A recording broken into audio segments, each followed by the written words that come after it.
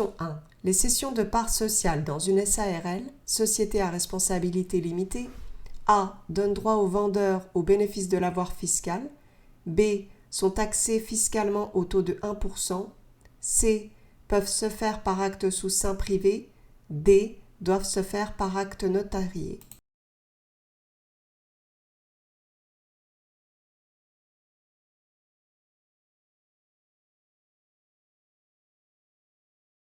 Les cessions de parts sociales dans une SARL, réponse C, peuvent se faire par acte sous seing privé. Question 2. Dans une SARL, le gérant associé majoritaire A est considéré comme un salarié, B est considéré comme travailleur non salarié, C est rémunéré au prorata des plus-values réalisées par l'entreprise, D doit cotiser à une caisse de retraite des cadres.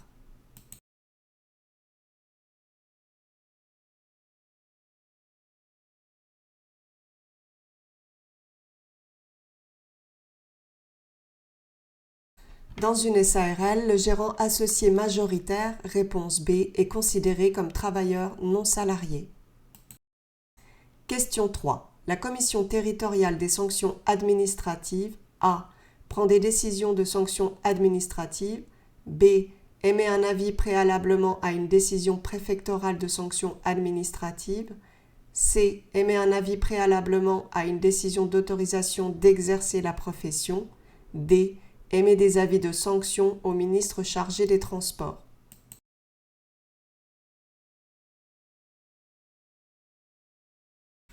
La commission territoriale des sanctions administratives, réponse B, émet un avis préalablement à une décision préfectorale de sanctions administratives. Question 4. Le mécanisme de la taxe sur la valeur ajoutée, TVA, a une incidence sur A. Les résultats de l'entreprise. B. Les prix de revient de l'entreprise. C. La trésorerie de l'entreprise. D. Les produits d'exploitation de l'entreprise.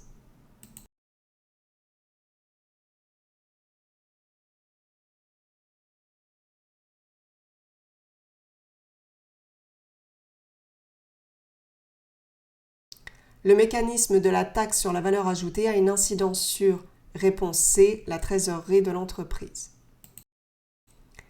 Question 5. Les loyers des véhicules pris en location sont enregistrés A. à l'actif du bilan, B. dans les charges exceptionnelles, C. dans les charges d'exploitation, D. dans les charges financières.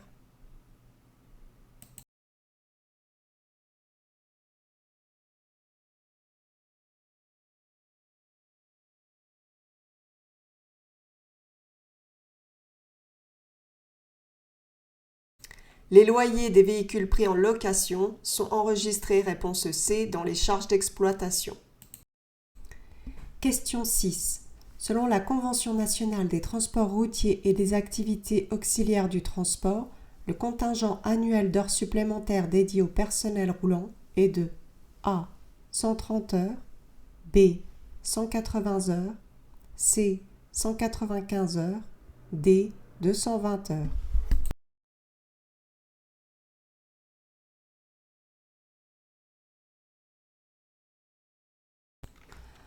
Selon la CCNTR, le contingent annuel d'heures supplémentaires dédié au personnel roulant est de, réponse C, 195 heures. 130 heures, c'est pour le personnel sédentaire. Question 7. Dans les entreprises d'au moins 50 salariés, le règlement intérieur établi par l'employeur doit A. concerner les qualifications et rémunérations des salariés, B. concerner les règles d'hygiène et de sécurité applicables dans l'entreprise, C. Être transmis aux chambres syndicales des syndicats représentés dans l'entreprise. D. Être voté par les représentants du personnel avant sa mise en application. Dans les entreprises d'au moins 50 salariés, le règlement intérieur établi par l'employeur doit, réponse B, concerner les règles d'hygiène et de sécurité applicables dans l'entreprise. Question 8. Le souscripteur d'un billet à ordre est A. l'acheteur, B. le vendeur, C. le banquier du client, D. le banquier du vendeur.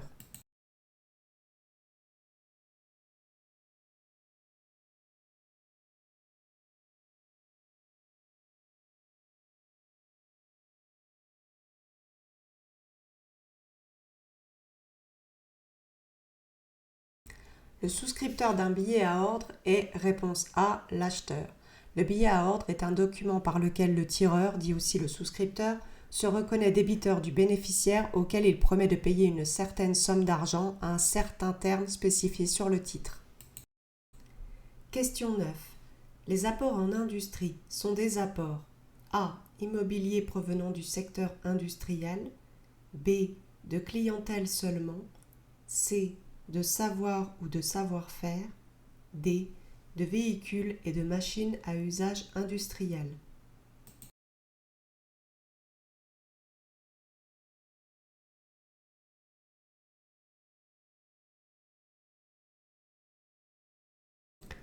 Les apports en industrie sont des apports, réponse C, de savoir ou de savoir-faire.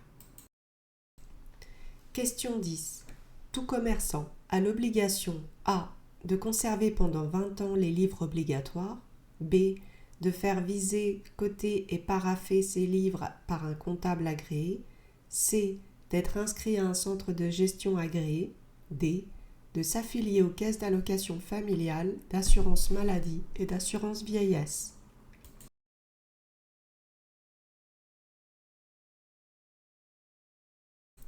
Tout commerçant a l'obligation, réponse D, de s'affilier aux caisses d'allocation familiale, d'assurance maladie et d'assurance vieillesse. Question 11. Sur les documents commerciaux d'une entreprise, quelle mention est facultative? A. Le numéro de siret délivré par l'INSEE. B. La mention RCS, Registre du commerce et des sociétés. C. Le lieu du siège social. D. Le code NAF, nomenclature des activités françaises.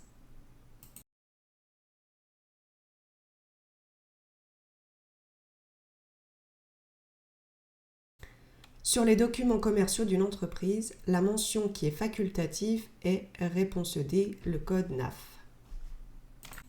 Question 12. Dans le cadre d'une créance liée à un contrat de transport, l'injonction de payer doit toujours être faite devant le tribunal du domicile du A. Débiteur ou de l'un d'eux s'ils sont plusieurs, B. Requérant, C. Destinataire, D. Transporteur obligatoirement.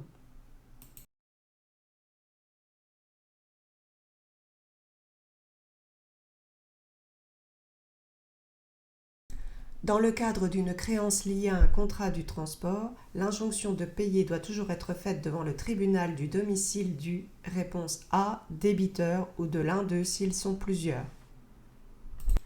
Question 13. Les disponibilités représentent A. Les sommes encaissées tout au long de l'exercice, B. L'apport financier de l'entrepreneur ou des associés, C.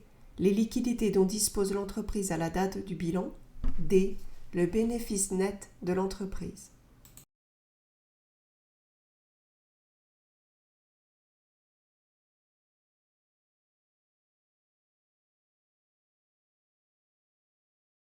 Les disponibilités représentent, réponse C, les liquidités dont dispose l'entreprise à la date du bilan.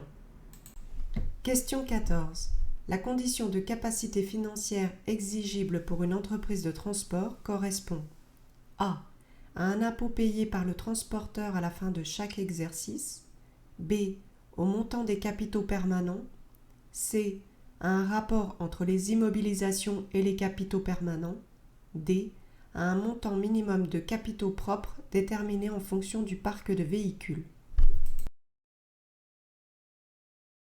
La condition de capacité financière exigible pour une entreprise de transport correspond, réponse D, à un montant minimum de capitaux propres déterminé en fonction du parc de véhicules. Question 15. En application de l'article R. 3312-50 du Code des transports, la durée maximale hebdomadaire de temps de service d'un conducteur de messagerie sur une semaine isolée est de A. 44 heures, B. 46 heures, C. 48 heures, D. 50 heures.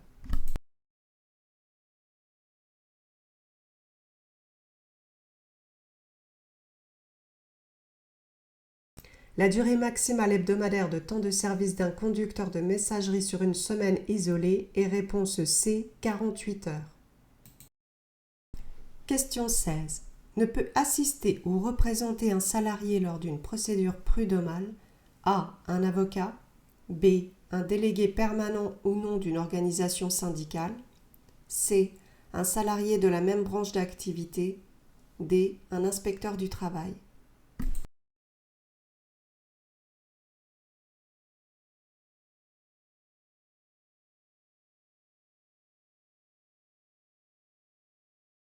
Ne peut assister ou représenter un salarié lors d'une procédure prud'homale. Réponse D. Un inspecteur du travail.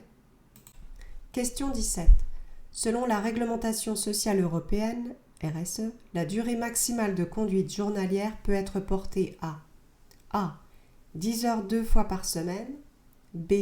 10 heures 3 fois par semaine. C. 11 heures 1 fois par semaine. D. 11 heures 2 fois par semaine.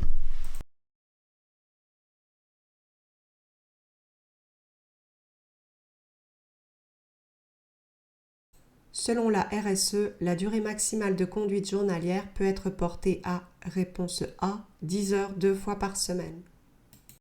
Question 18.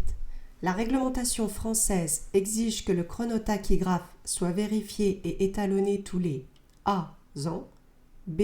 2 ans, C. 3 ans, D. 4 ans.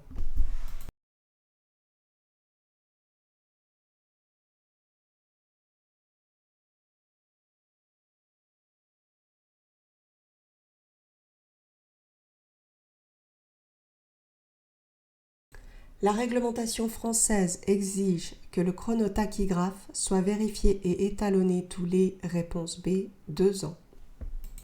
Question 19. Vous venez de vous inscrire au registre des entreprises de transport de votre région. Vous envisagez de faire du transport international sous le régime TIR, Transit International Routier. Vous demandez donc un certificat d'agrément auprès A. du service des mines, B. de l'Adréal, C. du service des douanes, D. de l'Association française des transporteurs routiers internationaux.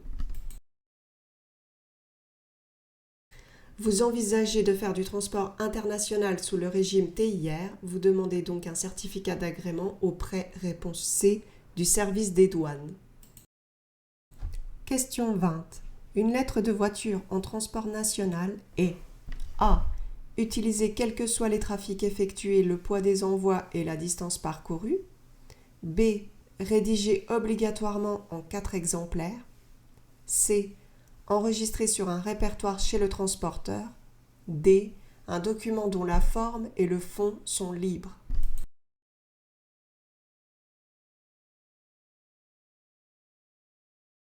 Une lettre de voiture en transport national est, réponse A, utiliser quels que soient les trafics effectués, le poids des envois et la distance parcourue. Question 21. Le PTAC, poids total autorisé en charge, d'un véhicule moteur à 4 essieux ne doit pas excéder A. 12 tonnes, B. 19 tonnes, C. 26 tonnes, D. 32 tonnes.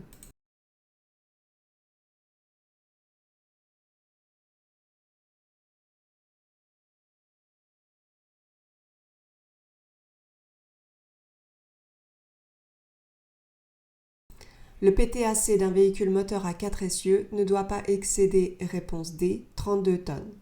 26 tonnes, c'est pour 3 essieux et 19 tonnes, c'est pour 2 essieux.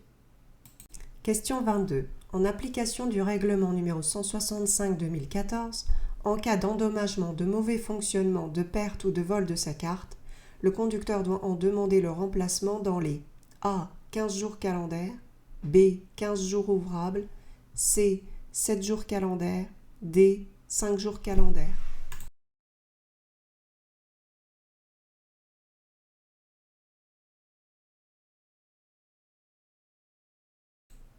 En application du règlement 165/2014, en cas d'endommagement, de mauvais fonctionnement, de perte ou de vol de sa carte, le conducteur doit en demander le remplacement dans les réponses C, 7 jours calendaires.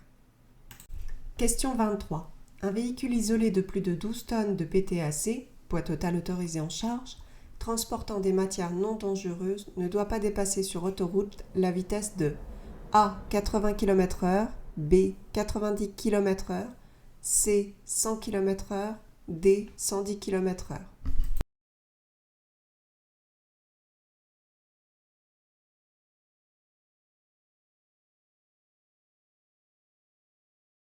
Un véhicule isolé de plus de 12 tonnes de PTAC transportant des matières non dangereuses ne doit pas dépasser sur autoroute la vitesse de réponse B, 90 km/h.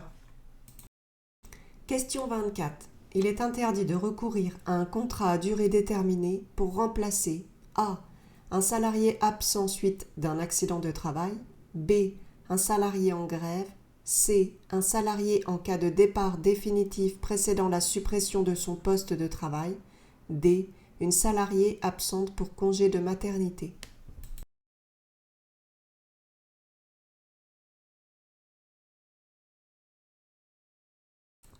Il est interdit de recourir à un contrat à durée déterminée pour remplacer réponse B, un salarié en grève.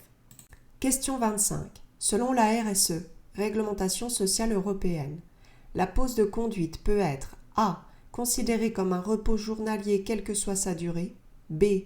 Fractionnée en 2 périodes 15 minutes puis 30 minutes, C. Fractionnée en 4 périodes de 10 minutes, D. Fractionnée en 2 périodes 30 minutes puis 15 minutes.